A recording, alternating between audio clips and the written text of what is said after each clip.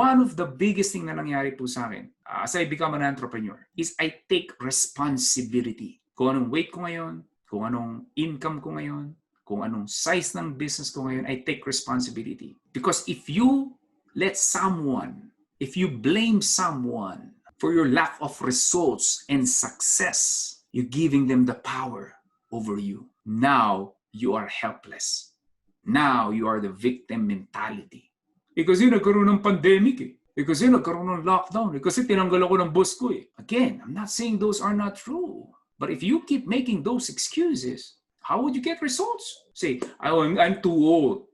Well, what if I'm just gonna Google someone na naka-launch ng online business niya and he's older than you? Now what? Anong excuse mo na naman? Well, I'm too busy. I'm taking care of my child. Well, if I can Google and send someone na mayroong mas maraming anak sa'yo and yet naging successful ang online business, so ano naman ang excuse mo ngayon? Well, kasi nagkaroon ng pandemic.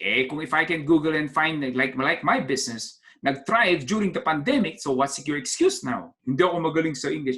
If I can find someone na hindi magaling sa English, naging successful sa online business, so ano na naman ang excuse mo? Do it make sense, guys? Paikot-ikot lang eh. Because you're not owning it. You're not taking responsibility. You can always find a reason not to take action. You can always find a reason to make excuses.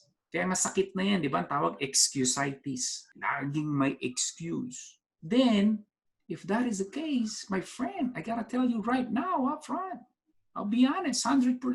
You won't get results, period. Wala akong time, busy ako, may trabaho ko. Paano ko papaliwanag ngayon yung mga tao may trabaho rin katulad mo? As if parang ikaw lang ang busy sa mundo. You gotta be honest, my friend.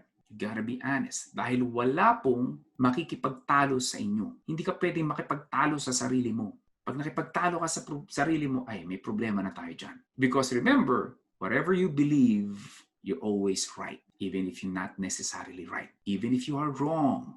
But in your head, you feel you are right. Then no one can help you.